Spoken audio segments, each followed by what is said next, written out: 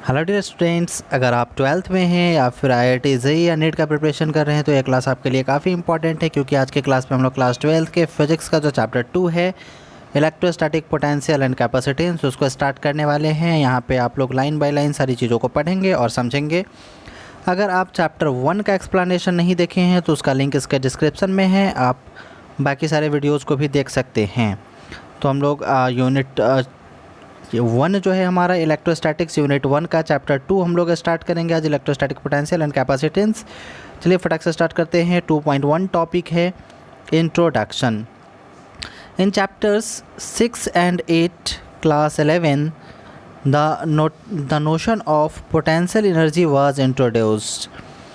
जो हम लोग क्लास 11th का चैप्टर 6 और 8 पढ़े थे NCERT का, उसमें हम लोग इलेक्ट्रिक जो हमारा पोटेंशियल एनर्जी था, पोटेंशियल एनर्जी से रिलेटेड चीज़ों को हम लोग देखे थे, लेकिन वहाँ पे इलेक्ट्रिक पोटेंशियल एनर्जी का कोई चर्चा नहीं था। हम लोग सिर्फ पोटेंशियल एनर्जी को देखे थे। अब फिर आगे देखते हैं। When an external force does work in taking a body from one point to another point against a force like a spring force or gravitational force, that work gets stored as potential energy of the body। अगर कोई external force काम कर रहा है किसी एक particular force के opposite direction में किसी भी पॉइंट पर, तो वहाँ पर उसके अंदर एक एनर्जी स्टोर हो जाता है। जैसे हम लोग पढ़े थे कि स्प्रिंग इस तरह से है, स्प्रिंग को मान लिया जाए कि स्प्रिंग इस तरह से है, स्प्रिंग को अगर हम लोग दबाते हैं, इसको कंप्रेस करें, इधर से धक्का दे, तो धक्का देने के बाद क्या होगा, ये खिसक के कुछ यहाँ आ जाएगा, ऐसा स्थिति हो जाएगा, कुछ ये इतना छोटा हो जाएगा। पहले यहाँ पे था, अब यहाँ पे आ जाएगा, कंप्रेस्ड है। तो इसके अंदर क्या है कि एनर्जी स्टोर्ड है, वो एनर्जी इसको क्या चाह रहा है, बाहर की तरफ धक्का दे के भगा दे, है ना। वही हमारा पोटेंशियल एनर्जी है। या फिर इस तरह का स्प्रिंग के अलावा भी कुछ इलास्टिक मटेरियल को अगर इस सिचुएशन में हम लोग लाएँ तो वहाँ भी इसके अंदर पोटेंशियल एनर्जी स्टोर्ड हो जाएगा बॉडी के अंदर, है ना। फिर है when the external force is removed the body moves gains kinetic energy and losing an equal amount of potential energy. अब जैसे ही जो हम लोग फोर्स अप्लाई कर रहे थे इस पे, यहाँ पे हम लोग जो फोर्स अप्लाई कर रहे हैं, इस फोर्स को जैसे ही हम लोग हटाएंगे, फोर्स हटाने के बाद क्या होगा, ये जो स्प्रिंग है ये अपने ओरिजिनल पोजीशन में आ जाएगा, जो इसका ओरिजिनल पोजीशन था उसमें आ जाएगा। और इसमें जो वर्क डन होगा, ये जो एनर्जी रिलीज़ करेगा उतना ही एनर्जी रिलीज़ करेगा जितना पोटेंशियल एनर्जी इसमें स्टोर्ड है ना। फिर है the sum of kinetic and potential energy is thus conserved. इस तरह से हम लोग बोल सकते हैं कि पोटेंशियल एनर्जी और काइनेटिक एनर्जी जो है वो क्या है, कंजर्व्ड है, संरक्षित है। Forces of this kind are called conservative force. इस तरह का जो फोर्स है उसको हम लोग क्या बोलते हैं, कंजर्वेटिव फोर्स बोलते हैं। कंजर्वेटिव फोर्स कहने का मतलब है कि ये जो फोर्स है वो पाथ पे डिपेंड नहीं करता है, पाथ से इंडिपेंडेंट है ना। Spring force and gravitational force are example of conservative forces का। ये जो हमारा ग्रेविटेशनल फोर्स है या फिर स्प्रिंग फोर्स है, ये हमारा कंजर्वेटिव फोर्सेस का एग्जांपल है। फिर है coulomb force between two charges is also a conservative force.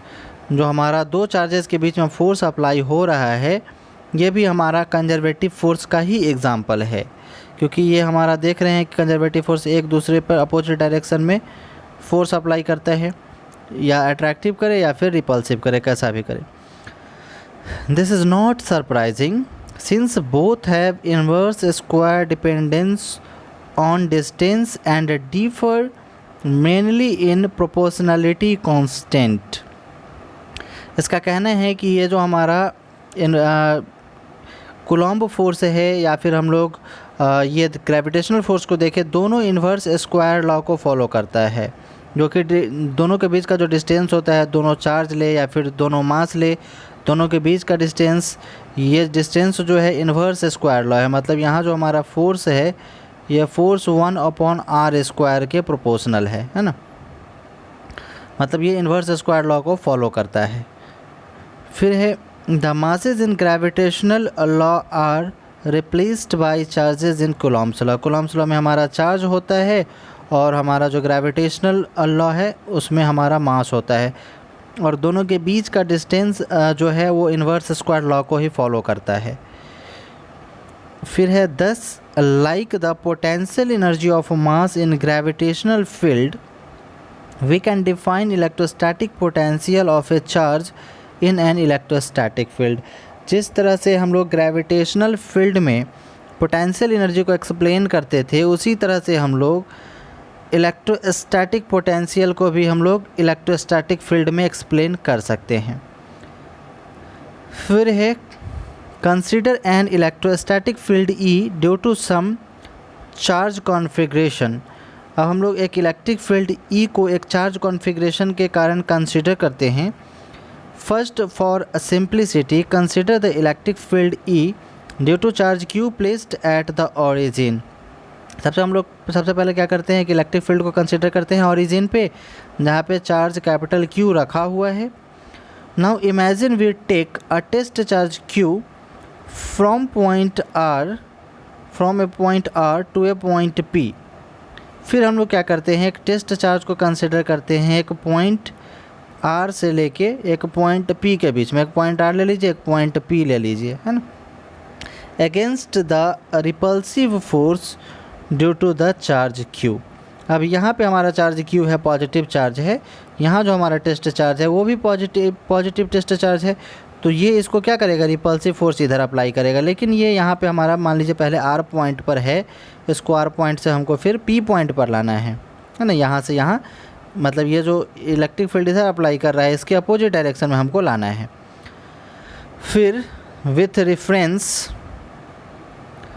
To figure 2.1 this will happen if Q and Q, capital Q charge and small Q charge are both positive और both negative.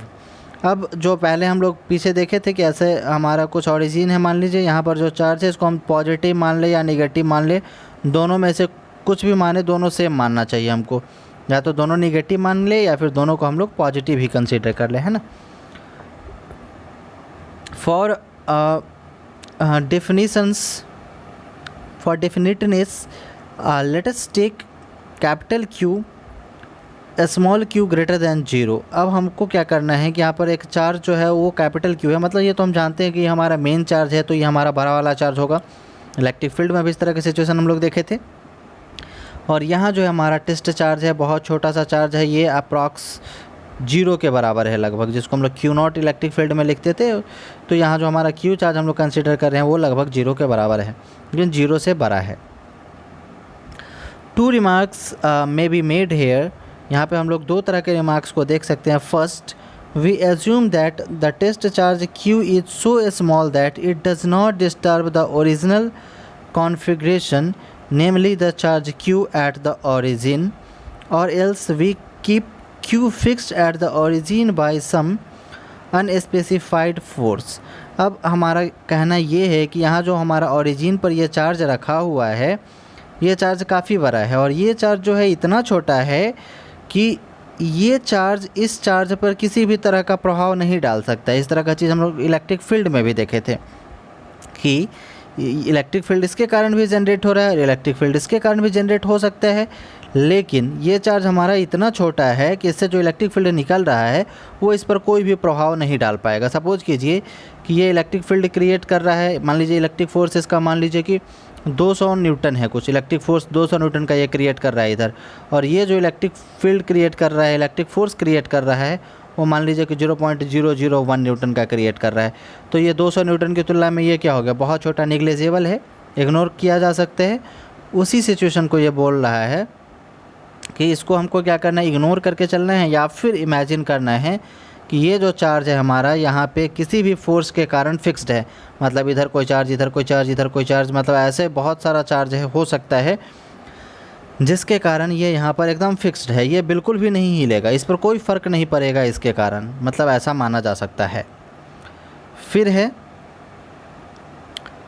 Second, in bringing the charge Q from R to P we apply an external force Fext just enough to counter the repulsive electric force F external equal to minus Fe। अब यहाँ पे जो हमको देखना है कि charge पहले हमारा जो ये जो चार्ज Q है ये हमारा पहले R पॉइंट पर था, यहाँ पे था R पॉइंट पे। अब R पॉइंट से ये जो हमारा P पॉइंट पर आ रहा है, इस स्थिति में ये जो हमारा इलेक्ट्रिक चार्ज यहाँ पे है ओरिजिन पे, इसके कारण जो इलेक्ट्रिक फील्ड प्रोड्यूस हो रहा है, ये इलेक्ट्रिक फील्ड R पॉइंट पे इस डायरेक्शन में फोर्स F अप्लाई कर रहा है, ठीक। अब ये जो चार्ज पे हमारा इलेक्ट्रिक फोर्स इधर अप्लाई हो रहा है इलेक्ट्रिक फील्ड के कारण, अब इसी को हमको कहाँ लाना है, P पॉइंट पे लाना है। तो इससे इधर लाने के लिए इधर जो हमारा फोर्स अप्लाई हो रहा है F = Q × E, चूँकि यहाँ पे हमारा चार्ज का वैल्यू Q है और इलेक्ट्रिक फील्ड इसके कारण जो जनरेट हो रहा है वो E है, तो जो फोर्स हमारा जनरेट होगा वो क्या हो जाएगा, Q × E। मतलब कि फाइनली जो हमारा फोर्स जनरेट हो रहा है वो QE।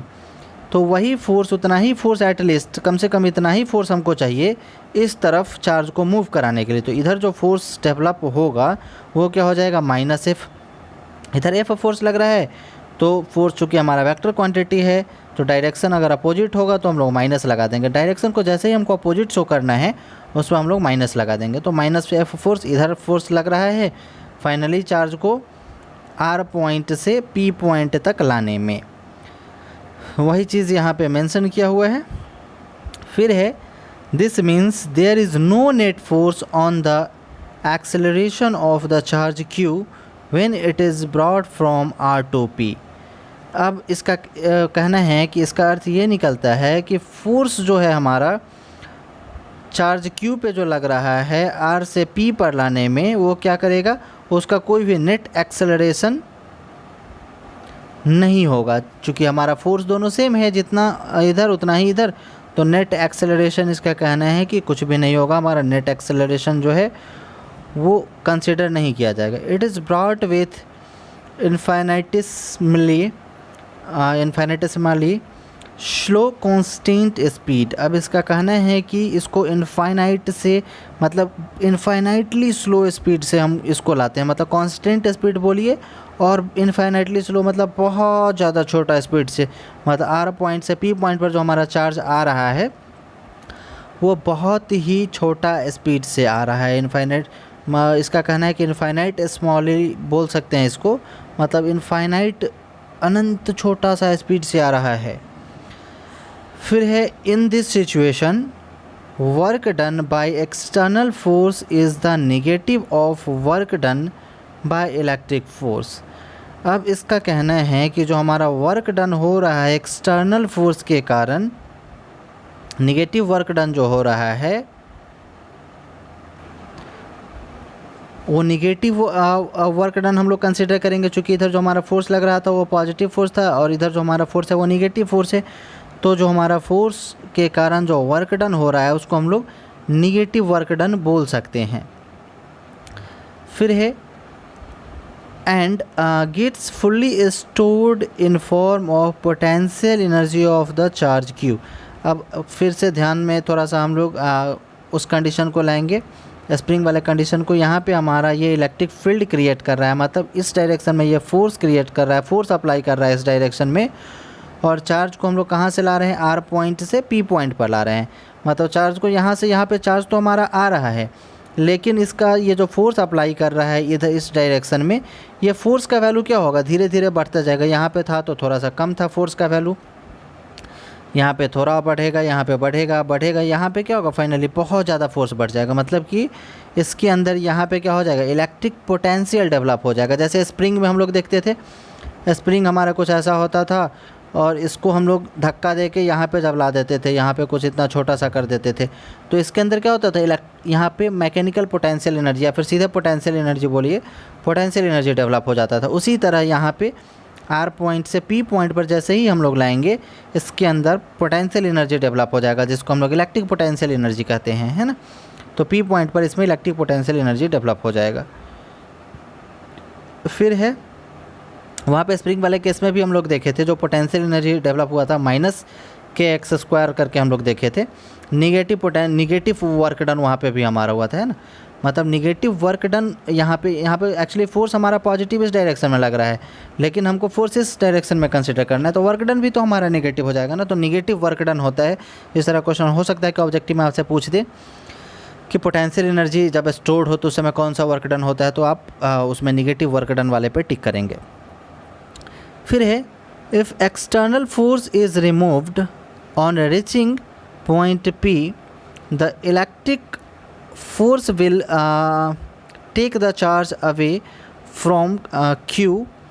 The stored energy, potential energy at P is used to provide kinetic energy to the charge Q in such a way that sum of kinetic and potential energy is conserved.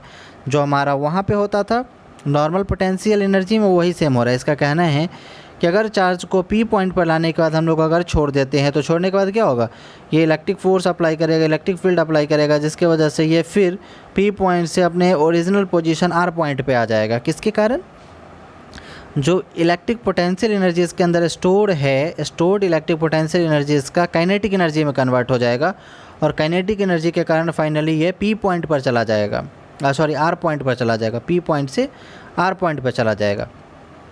और finally इसमें हम लोग ये बोलेंगे कि इसमें जो है पी पॉइंट से आर पॉइंट तक जाने में जो हमारा पोटेंशियल इलेक्ट्रिक पोटेंशियल एनर्जी है वो इलेक्ट्रिक पोटेंशियल एनर्जी और काइनेटिक एनर्जी दोनों का जो हमारा सम है वो कांस्टेंट है। मतलब इसको हम लोग बोल सकते हैं कि पोटेंशियल एनर्जी और काइनेटिक एनर्जी जो है वो हमारा क्या है, कंजर्व्ड है। ये जो टर्म यहाँ पे यूज़ किया गया है potential energy and kinetic energy are conserved, दोनों हमारा कंजर्व्ड है। Thus work done by external forces in moving a charge Q from R to P is, इस तरह से जो हमारा एक्सटर्नल फोर्स अप्लाई हो रहा है चार्ज को आर पॉइंट से पी पॉइंट तक लाने में, उसको यहाँ पे दर्शाया गया है इक्वेशन के द्वारा। जो हमारा वर्क डन हो रहा है वो वर्क डन, ध्यान से देखेंगे, वो वर्क डन हो रहा है कहाँ से, आर पॉइंट से पी पॉइंट तक लाने में, है ना। फिर इसको हम लोग क्या कर रहे हैं, इंटीग्रेट कर रहे हैं। इंटीग्रेट करने का मतलब है जो हमारा फोर्स लग रहा है, मतलब उस चीज़ को इसमें फिगर में अच्छे ढंग से नहीं शो किया गया है, एक बार मैं खुद से एक्सप्लेन करता हूँ आपको। मान लीजिए कि यहाँ पर कोई एक पॉइंट है, वहाँ से यहाँ तक छोटा सा डिस्टेंस हम लोग मान लेते हैं कि कुछ डी आर है, यहाँ से यहाँ तक मान लेते हैं टोटल डिस्टेंस आर है और यहाँ से यहाँ तक छोटा सा डिस्टेंस डी आर है। तो यहाँ से यहाँ तक आने में छोटा सा वर्क डन होगा, छोटा सा वर्क डन हो रहा है यहाँ से यहाँ तक आने में, और यहाँ से यहाँ तक आने में टोटल वर्क डन होगा, है ना। तो यहाँ जो फोर्स लग रहा है वो फोर्स क्या लग रहा है, F equal to Q into E. Opposite direction में हम लोग जा रहे हैं तो हमारा फोर्स क्या हो जाएगा, निगेटिव, माइनस क्यू इंटू ई, है ना। तो इस कंडीशन में जो हमारा वर्क डन हो रहा है उस वर्क डन को हम लोग इंटीग्रेट करेंगे। मतलब ये छोटा सा वर्क डन है, छोटा सा वर्क डन को हम लोग इंटीग्रेट करेंगे। इंटीग्रेट का मतलब क्या होता है, जोड़ना। जोड़ेंगे कहाँ से कहाँ तक, आर से लेके पी पॉइंट तक जोड़ देंगे, मतलब हमारा total work done finally find हो जाएगा। वही चीज़ यहाँ पे किया गया है। वर्क डन हमारा हो रहा है आर से पी तक जाने में, work done from R to P, इसको ऐसे पढ़ेंगे, work done from R to P is equal to integration of force, external force जो लग रहा है वो force into D R. D R हमारा मतलब फोर्स इंटू डिस्प्लेसमेंट होता है ना, वर्क इक्वल टू क्या होता है, फोर्स इंटू डिस्प्लेसमेंट। तो फोर्स तो हमारा एफ एक्सटर्नल है, लेकिन डिस्टेंस हमारा क्या, छोटा सा डिस्टेंस हम लोग लिए थे डी आर, तो डी आर। फिर जो हमारा फोर्स है एफ एक्सटर्नल वो क्या है हमारा, एफ ई है, मतलब इलेक्ट्रिक फील्ड के कारण जो हमारा फोर्स लग रहा है वो फोर्स है। और निगेटिव इसलिए लगा दिए हैं क्योंकि यहाँ पे हम लोग देख रहे हैं कि जो पोटेंशियल एनर्जी डेवलप हो रहा है वो निगेटिव एनर्जी है ना, मतलब निगेटिव वर्क डन है, इसलिए हम लोग निगेटिव सिंबल यूज़ कर दिए। फिर है this work done is against electrostatic repulsive force and gets stored as a potential energy. ये जो हमारा वर्क डन है वो किसके अगेंस्ट है, इलेक्ट्रोस्टैटिक रिपल्सिव फोर्स के अगेंस्ट है और पोटेंशियल एनर्जी के रूप में ये स्टोर हो रहा है। At every point in electric field, a particle with charge Q possesses a certain electrostatic potential energy. At every point मतलब हर पॉइंट पे जो हमारा इलेक्ट्रिक फील्ड, जैसे मान लीजिए यहाँ पे हमारा मेन चार्ज है, इसके कारण हर पॉइंट पे इलेक्ट्रिक फील्ड है हमारा, यहाँ कहीं भी देखें वहाँ पे इलेक्ट्रिक फील्ड है। तो वही बोल रहा है कि सारे पॉइंट पे जो हमारा इलेक्ट्रिक फील्ड है एक पार्टिकल के कारण क्यू चार्ज पे एक सर्टेन अमाउंट में इलेक्ट्रोस्टैटिक पोटेंशियल एनर्जी डेवलप कर रहा है। This work done increases it's potential energy by an amount equal to potential energy difference between points R and P. Thus electric potential difference delta U is equal to UP minus UR is equal to WRP. अब इसका कहना है कि ये जो work done हमारा increase हो रहा है पोटेंशियल एनर्जी के अमाउंट के द्वारा, यह पोटेंशियल एनर्जी का जो डिफरेंस है P पॉइंट पर और R पॉइंट पर, इसका जो डिफरेंस है ये टोटल वर्क डन के बराबर है। कंडीशन को समझिए फिगर में, यहाँ जो हमारा R पॉइंट पर जो पोटेंशियल एनर्जी है और P पॉइंट पर जो पोटेंशियल एनर्जी है, पोटेंशियल एनर्जी को हम लोग U से डिनोट करते हैं, इसको हमेशा ध्यान में रखेंगे। तो ये P पॉइंट पर जो हमारा पोटेंशियल एनर्जी है वो P पॉइंट पर माइनस R पॉइंट पर जो हमारा पोटेंशियल एनर्जी है वो क्या है, इक्वल है। किसके इक्वल है, यहाँ से यहाँ तक आने में जो वर्क डन हुआ है P से Q, R से P पर आने में, R से P पर आने में इस वर्क डन के इक्वल है। वही चीज़ यहाँ पे मेंशन किया गया है। फिर है note that this displacement is in opposite sense to the electric force and hence work done by electric field is negative. चूँकि ये जो हमारा डिस्प्लेसमेंट हो रहा है R से P पॉइंट तक आने में, यह डिस्प्लेसमेंट जो हमारा फोर्स अप्लाई हो रहा है इस डायरेक्शन में, इसका अपोजिट डायरेक्शन में है। इसका मतलब ये है जो वर्क डन होगा वो क्या होगा, निगेटिव वर्क डन होगा, है ना।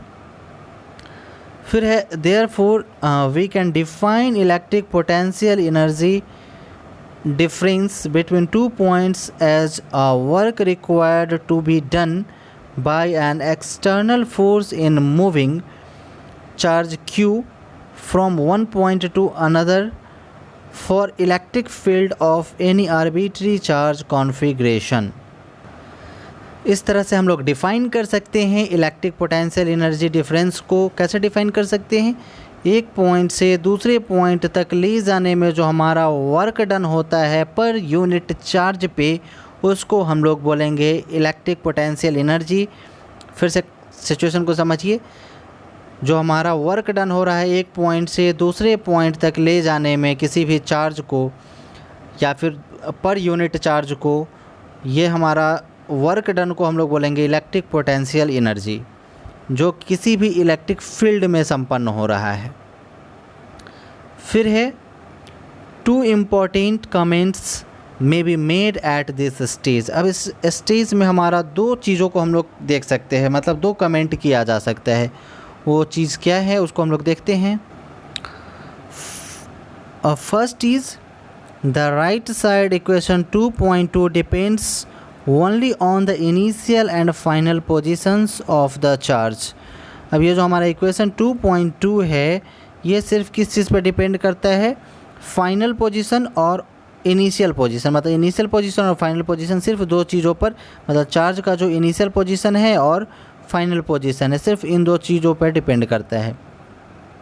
It means that a work done by an electrostatic field in moving a charge from one point to another point depends only on initial and final points and is independent of the path taken to go from one point to another. अब इसका कहना है कि ये जो हमारा electric potential develop हो रहा है, इलेक्ट्रिक पोटेंशियल एनर्जी डेवलप हो रहा है या वर्क डन हो रहा है ऐसा कहिए, वो हमारा सिर्फ इनिशियल पोजीशन और फाइनल पोजीशन पे डिपेंड करता है। वो इस यहाँ से यहाँ तक जाने में जो पाथ है उस पर डिपेंड नहीं करता है ना। इस चीज़ को हम लोग पहले भी पढ़े थे। जो हमारा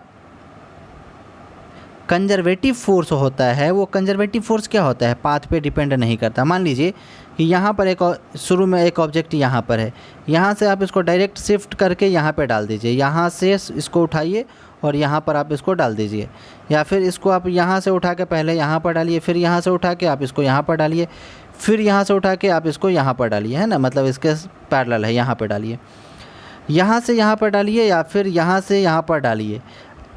तो इस कंडीशन में जो है हमारा कंजर्वेटिव फोर्स, उसको हम लोग बोलेंगे जो पाथ पर डिपेंड नहीं करेगा। आप ऐसे डालिए या फिर ऐसे घूम घुमा के ले जाइए, पाथ पर डिपेंड नहीं करेगा, उस फोर्स को हम लोग बोलेंगे कंजर्वेटिव फोर्स।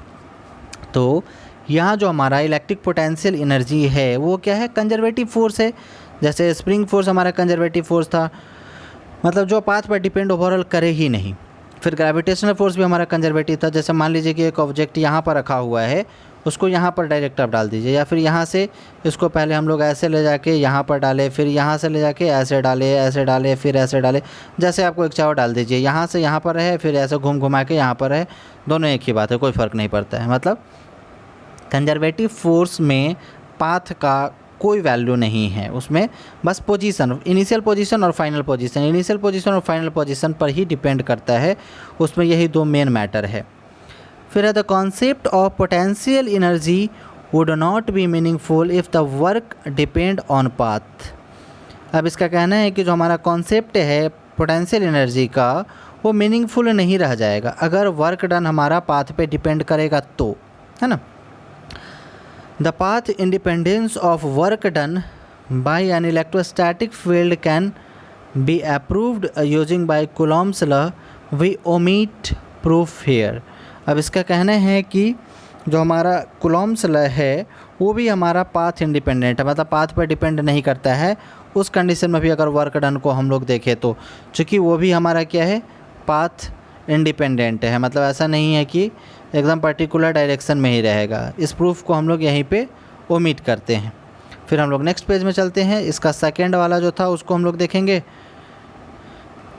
फिर इसका सेकेंड पॉइंट था equation 2.2 defines potential energy difference in terms of the physical meaningful quantity work. अब इसका कहना है कि जो पोटेंशियल एनर्जी डिफरेंस है वो एक मीनिंगफुल वर्क, जो हमारा वर्क के कारण जो हमारा पोटेंशियल एनर्जी डेवलप होता है उसी के रूप में उसको डिफ़ाइन कर रहा है। जैसे हम लोग स्प्रिंग वगैरह दूसरे चीज़ों में देखे थे वर्क डन, उसी तरह का सेम चीज़ यहाँ भी है। Clearly potential energy so defined is undetermined to which an additive constant. जो हमारा पोटेंशियल एनर्जी डिफ़ाइन किया जा रहा है या नहीं निकाला जा रहा है वो एक कांस्टेंट के रूप में। फिर हमारा what this means is that actual value of potential energy is not physically significant. अब इसका कहना है, इसका मतलब ये है कि जो एक्चुअल वैल्यू है पोटेंशियल एनर्जी का वो फिज़िकली सिग्निफिकेंट नहीं है, फिजिकली सार्थक नहीं है। सिग्निफिकेंट का मतलब सार्थक।